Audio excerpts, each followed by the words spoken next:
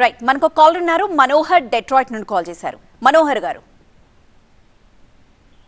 నమస్తే సార్. ఒక 2 క్వశ్చన్స్ ఏంటంటే, యాక్చువల్ గా బీఆర్ఎస్ పార్టీ 2014 లో గవర్నమెంట్ వచ్చిన తర్వాత బంగారు తెలంగాణ కాన్సెప్ట్ చెప్పారు. కానీ అది ఎగ్జిక్యూషన్ లో అంత పకడ్బందీగా అంత చిత్తశుద్ధితో, అంటే గ్రామీణ స్థాయిలో, మండల స్థాయిలో, జిల్లా స్థాయిలో బంగారు తెలంగాణ అంత మంచిగా తీసుకు వెళ్ళలేకపోయారు. అంటే చాలా చోట్ల చెప్పాలంటే మండల స్థాయిలో సూపర్ స్పెషాలిటీ హాస్పిటల్ కడతామని చెప్పారు.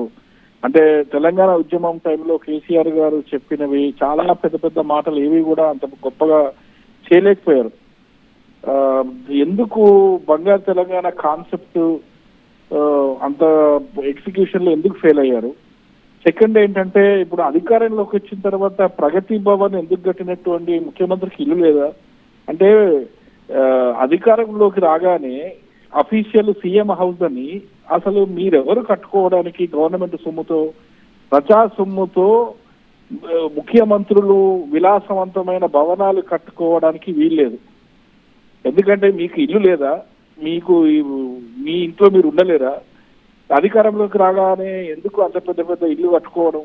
అది ప్రజా సొమ్ముతో, మీ సొంత డబ్బుతో మీరు ఏమైనా చేసుకోండి, కానీ ప్రజా సొమ్ముతో గవర్నమెంట్ హౌస్లు అని చెప్పేసి అంత ఎందుకు ఖర్చు పెట్టడం?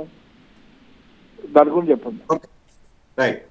సో మనోహర్ గారు, మొదటి ప్రశ్న మీరు ఏదైతే అడిగిందో బంగారు తెలంగాణ చేస్తామన్నా చేయలేదని, ఒకవేళ మీరు గ్రామీణ వ్యవస్థ చూసినట్టయితే తెలంగాణ రాష్ట్రంలో తెలంగాణ రాకముందు ఏ విధంగా ఉంది, తెలంగాణ వచ్చిన తర్వాత ఏ విధంగా ఉంది, మీకు ఒక 2 నిమిషాల్లో మీకు అర్థమయ్యే విధంగా చెప్తాను. తెలంగాణ రాష్ట్రంలోనే కాదు, భారతదేశంలో ఎక్కడ కూడా గ్రామాల్లో ప్రాపర్ శానిటేషన్ సిస్టమ్ లేదు. అంటే ఇంటి నుంచి చెత్త ఎత్తడం మొదలు పెడితే, తడి చెత్త పొడి చెత్త ఎత్తడం మొదలు పెడితే ట్రాక్టర్లలో తీసుకొని పోయి గ్రామ స్థాయిలోనే డంపింగ్ యార్డ్లు పెట్టింది తెలంగాణ రాష్ట్ర ప్రభుత్వం. భారతదేశంలో మొట్టమొదటి నంబర్ 1. మార్నింగ్ చెత్త కలెక్షన్ తర్వాత మళ్ళీ నాటినటువంటి చెట్లకు నీళ్లు పోయడం కోసం ట్యాంకర్ పెట్టుకొని నీళ్లు పోపించింది. గ్రామాల్లో చెట్లు పెంచింది కూడా తెలంగాణ రాష్ట్ర ప్రభుత్వం. ప్రతి గ్రామంలో సీసీ రోడ్లు, సీసీ డ్రైన్లు, ఎల్ఈడి లైట్స్ పెట్టించింది తెలంగాణ రాష్ట్ర ప్రభుత్వం. మరి ప్రతి దాంట్లో కూడా నర్సరీలు పెట్టించింది కూడా మా టీఆర్ఎస్ ప్రభుత్వమే. అదేవిధంగా చివరికి చనిపోయినటువంటి వ్యక్తికి గౌరవం ఇవ్వాలని చెప్పేసి ప్రతి గ్రామంలో కూడా వైకుంఠధామాలు కట్టింది మరి మా టీఆర్ఎస్ ప్రభుత్వమే. అంటే ఇన్ని అభివృద్ధులు, మీరు మండల్ లెవెల్ మాట్లాడుతున్నారు, నేను గ్రామ స్థాయి లెవెల్గా చెప్తున్నాను. ప్రతి దగ్గర కూడా అభివృద్ధి జరిగింది. ఒక రైతు విషయానికి వస్తే 24 గంటలు ఉచిత విద్యుత్తు, 3 ఫేజ్ కరెంటు, సమయానికి ఫర్టిలైజరు, అదేవిధంగా క్వాలిటీ కరెంట్ ఇచ్చిండ్రు. అదేవిధంగా మన పెట్టుబడి రైతు బంధు ఇవ్వడం, పండినటువంటి పంటను ఆ పొలంలో నుంచి తీసుకొని పోవడం, ఇదంతా బంగారు తెలంగాణలో భాగం కాదా? రాష్ట్ర స్థాయిలో మీరు చూసినట్టయితే ఒక కాళేశ్వరం కావచ్చు, ఒక యాదగిరిగుట్ట దేవాలయం కావచ్చు, ఒక సెక్రటరేట్ కావచ్చు, ఒక కమాండ్ కంట్రోల్ కావచ్చు, రోడ్ల విస్తరణ కావచ్చు, ఔటర్ రింగ్ రోడ్ కావచ్చు, ఇవన్నీ కూడా బంగారు తెలంగాణలోనే భాగమే మోహన్ గారు.